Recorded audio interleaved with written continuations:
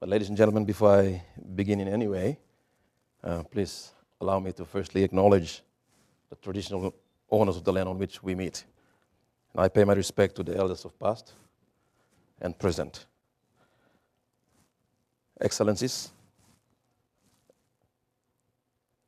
Abel Guterres, Ambassador for Timor-Leste, and I believe Luis Marcos, the Member of Parliament, Federal Member for Macquarie, and distinguished guests, ladies and gentlemen. I would like to take this opportunity, first of all, to thank CDI for the invitation to deliver the prestigious CDI annual address this year. And I should inform you all that I initially accepted the invitation with some excitement, knowing that I would address a good audience, and that is a dream for many politicians in PNG. But I soon did a little background check on CDI, the annual address, and it was the facts I discovered about this occasion that made me hesitate a little. It kept me thinking for a while, especially the list of speakers since its inception in 1998. You know, those men who came before me were indeed great men. They were highly eminent and very well distinguished statesmen. They have been leaders and champions in democracy around the world. And these great men have, in fact, spent a good part of their lives in the service of their respective governments. And they served long enough to be astute, and they spoke with authority and confidence on issues relevant to democracy. And therefore, as I reflected on myself, I must admit that I feel I'm not qualified to stand here before this great audience tonight. And I feel that I may not be able to deliver an address up to the same level that they did. Because unlike them, I do not have that many years of experience, which I feel should qualify me to speak here. So please bear with me, ladies and gentlemen, if I'm not able to confidently embrace this podium. And if I deliver below your expectation, then please excuse me. However, I find a little relief in the fact that, like my predecessors, I carry within me something special that they also carry deep within their hearts. And that is a deep conviction for their nation. A nation that must operate on a set of principles. The principles of good governance, transparency, and accountability to the people. They believe in a government that is birthed from people, and a government that works for people, and a government that reports back to the people. And this man believes in the system of governance, which I also believe in very strongly, called democracy. And so, ladies and gentlemen, I am of the view that since my country gained independence in 1975, we have never had any serious challenge to democracy, and I stand to be corrected on this by many of you learned Papua New Guineans on this subject, and maybe our founding fathers as well. Maybe you can give us a proper account and detailed analysis of my view. Like all nations, we also have faced our share of problems and challenges in this endeavor to embrace what I call this Western concept in our young nation.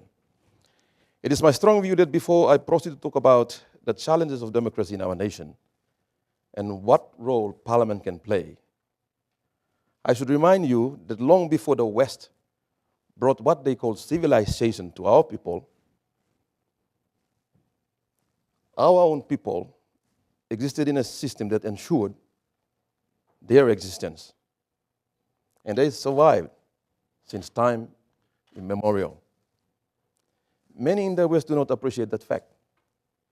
Traditionally, ours has always been a system of communalism, where there was no individual ownership right to anything, and where the principles of sharing and caring ensured that our communities thrived.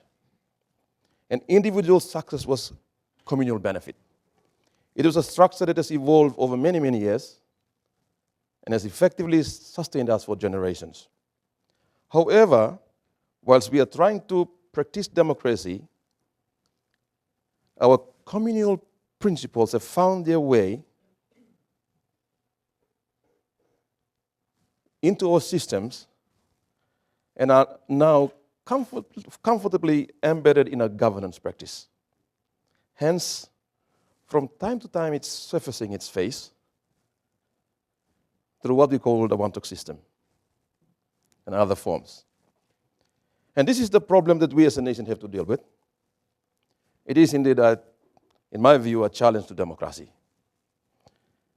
Generally, it has been challenging and difficult for many countries in the Pacific and mostly outside the West that are struggling to promote and adopt the Western liberal, free-thinking and representative form of democratic system of governance. My country is no exception. We have seen the Bougainville crisis and the recent 2011 political impasse, just to name two. And take, for instance, the fair elections, which is a fundamental feature of a democratic government. However, in my country, it remains a big challenge, as a host of other factors influence supporters' and voters' preferences, which many a times results in wrong choices of political leaders. Hence, poor political leadership is evident in widespread corruption, and mismanagement continues to impact negatively on the democratic system or democracy in PNG. I am sure that we began well as a nation in 1975 in our pursuit for self-governance and political independence. However, early into our independence as a nation, the realization of the opportunities and powers in a democratic system of government gave rise to a crop of leaders who, whilst appreciating the principles of democracy, they lacked the conviction to uphold the principles of the system. And that allowed them to be influenced by our traditional cultural systems of governance, and that overtook them.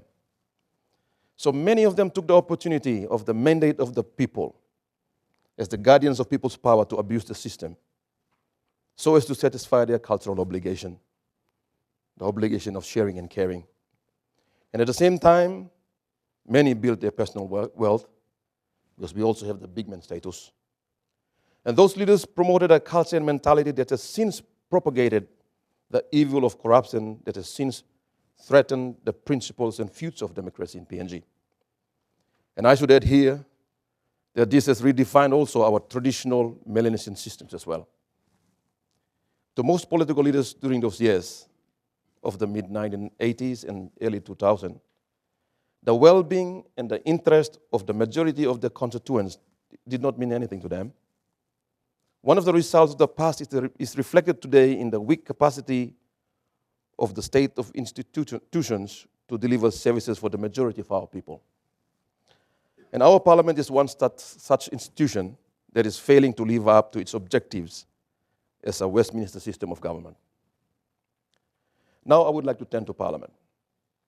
It's one institution that is the hub of Western concept of democracy. In an ideal democracy, a parliament is rightly considered the bastion of the people's power. Among all other institutions of the state, it is the parliament which reflects the will and the aspirations of a people. Hence, the people should have confidence that it is there to serve them. My initial perception, and that of many Papua New Guineans, is that the national parliament in PNG is weak. It has been for years riddled with massive and widespread corruption, and I am not ashamed to say this. Therefore, when I assumed the role of the head of the legislature, I instituted a general compliance assessment of the parliamentary services, because I wanted to ascertain the level and degree of the system's collapse, which came about as a result of years of abuse that have been perpetrated by successive administrations. And the findings were shocking, ladies and gentlemen. The investigations revealed that over the years, parliamentary services has been grossly operating outside the Public Finance Management Act, the Parliamentary Services Act, and the other statutory instruments. Also, at the beginning of this year, of course with the help of CDI, a team from Queensland Parliament, together with Solomon Islands Parliament, conducted an assessment of the chamber and related services in PNG Parliament.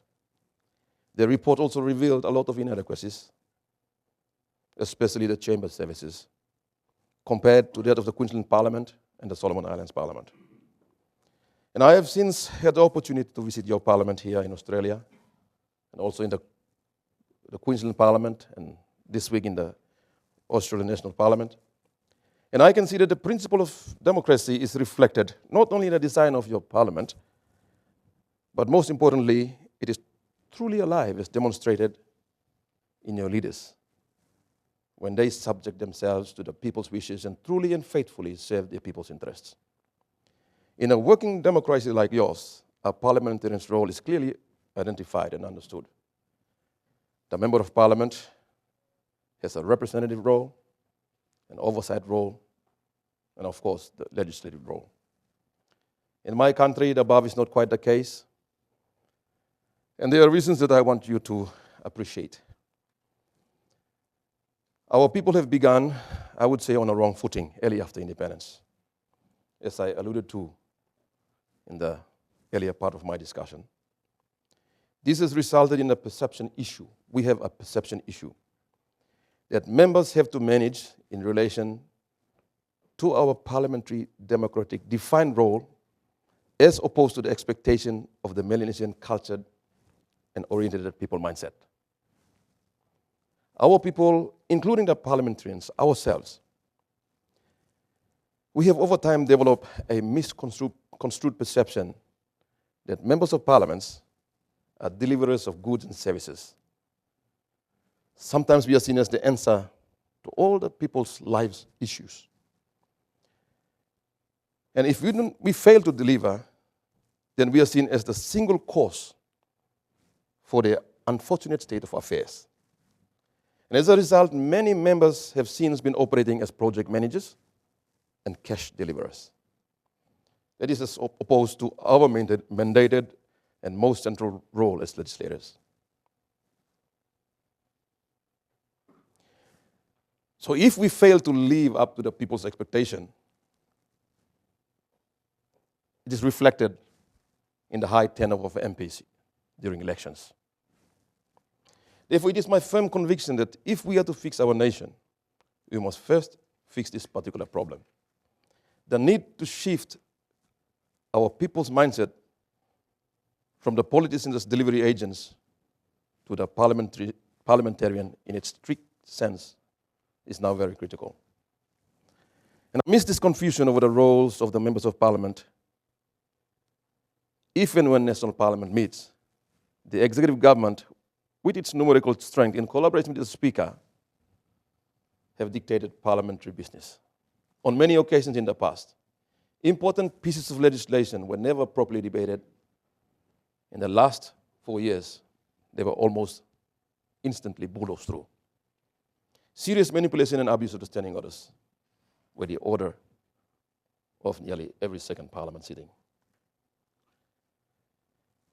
Even notice papers on bills were not circulated on time to give the members an appreciation of what they were supposed to debate on the floor.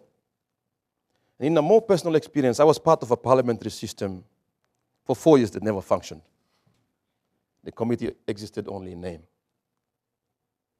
Ladies and gentlemen, the list of the problems we face are numerous, and I should not bog you down with my frustrations.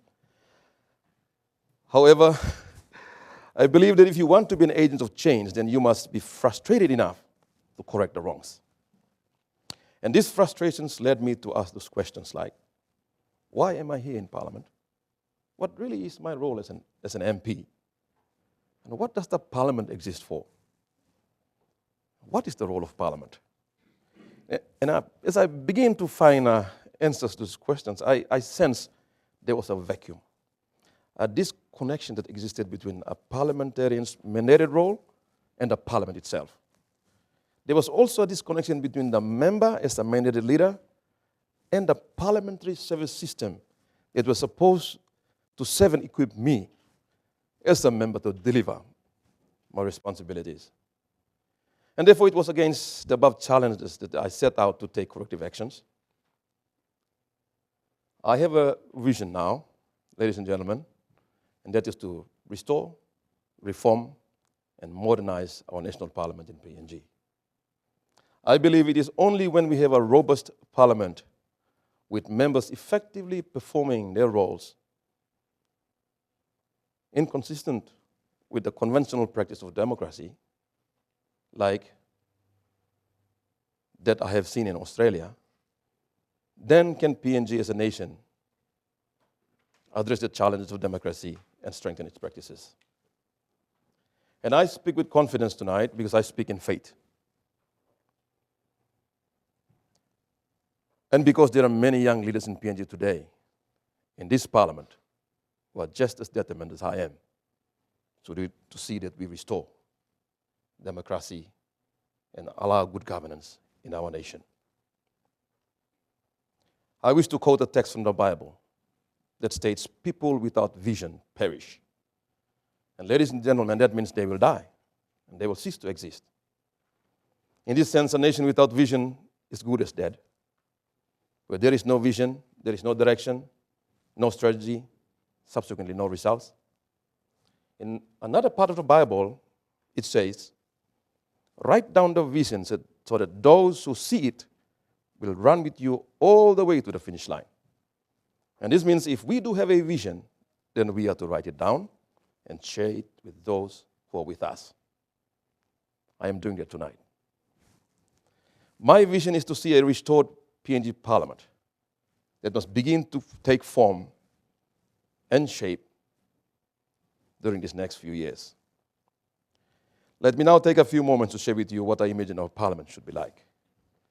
I see a Parliament where members are making good laws, and the laws are made through an exhaustive process like yours in Australia. I would like to see a Parliament where the committee system are revitalized and fully functioning. I want a Parliament where sessions operate on an annual sitting calendar. And I guess if a Parliament has an annual sitting calendar, it then forms the base for the entire government system to operate around. I want us to visualize a Parliament where standing orders are not manipulated and tampered with. I'm already seeing a Parliament where many good things are happening, where notice papers are going out in advance so that members have enough time to digest, research, and to prepare for constructive debate in Parliament. And also I want to see a Parliament that promotes thriving, positive, inter-parliamentary relations for the purpose of transferring appropriate knowledge and other benefits. And I'm grateful that we have an existing relationship with Australia and, of course, the CDI and other important partners. I see an open Parliament where essential information about Parliament is made accessible to all citizens. I must state that the restored and reformed PNG Parliament will come out of a restored and reformed individual members of Parliament and also the workforce in Parliament. And as such, I acknowledge and inform this gathering that we have a new clerk in Parliament, someone who have come into Parliament from outside of the public sector, outside of Parliament, from the public sector. And that is a break from the tradition from the past where we have always had a clerk appointed from within the system of Parliament. And I believe that is a good indication. So you might ask, what am I doing to make this vision become a reality? Ladies and gentlemen, I have introduced a sitting calendar already, identifying in advance the sitting days for the Parliament, and that is after a long, long time in PNG Parliament. I will establish a select committee on parliamentary reforms whose task will be to do a total review of the standing orders and to review the parliamentary committee system. I have learned and understood our standing orders and am ensuring strict application on the floor of the House. I am giving a fair go to everybody on the floor of the Parliament, to the opposition members the right to speak on the floor, as well as the government. And you know the opposition is greatly reduced in PNG, in the PNG Parliament. But I have to play a role to level the playing field so that they can effectively participate. I am in the chamber on time for every Parliament sitting since August 2012. I have made it clear to my fellow members, including the Prime Minister, that I expect them to be on time too. I have committed to a public education program that will open the doors of Parliament to the wider PNG community. And 2 weeks ago, I hosted a first visit by a Provincial Executive Council to the National Parliament. And I explained the role of Parliament to the local government council presidents. I have signed the PNG Parliament to an open Parliament project, which will be run by Transparency International and which will shine a light on the workings of Parliament and on the members for all Papua New Guinea to see. And for that, I thank the European Union for funding this project. I also have restored a twinning arrangement with the Queensland Parliament as one of the initiatives to restore the systems of our Parliament. More so, my administration is already translating the vision into a corporate plan. Again, the first time that has happened in 37 years. PNG Parliament has never had a corporate plan. From these will emanate a complete overhaul of the Parliament's corporate structure. The plan and the new structure are important tools to guide us towards a dream to restore, reform, and modernize our Parliament.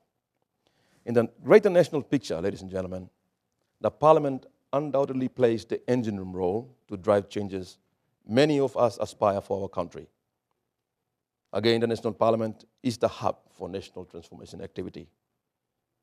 It is the single most important entity through which noble dreams of great men and women are birthed and translated into reality through the laws that it makes. And I took up the challenge to become a political leader because I aspire, as with many young Papua New Guineans, many who are here tonight also. We want to see our nation transform from a backward, underdeveloped, and third world condition to a nation of financial freedom and social prosperity. This is also the dream for many other Papua New Guineans. And there is a price tag for such a dream, ladies and gentlemen. The price is sacrifice and commitment. And I am willing to pay that price to build an efficient and effective parliamentary service that will provide high-quality advice and support to the members of Parliament so that they can be able to perform their roles fully. And I believe it is only when the National Parliament is restored, reformed, and modernized that our people's development needs and aspirations will be effectively met in the practical realities of the 21st century. Ladies and gentlemen, as I conclude, in my view, Papua New Guinea as a nation still needs to find a way to embrace and entrench democratic practices in government, and also to ensure our citizens adequately appreciate the ideals of democracy and knowledge of the Westminster system of government. PNG still faces the challenges to its young democracy as it tries to fiddle with the two conflicting extremes and the demands.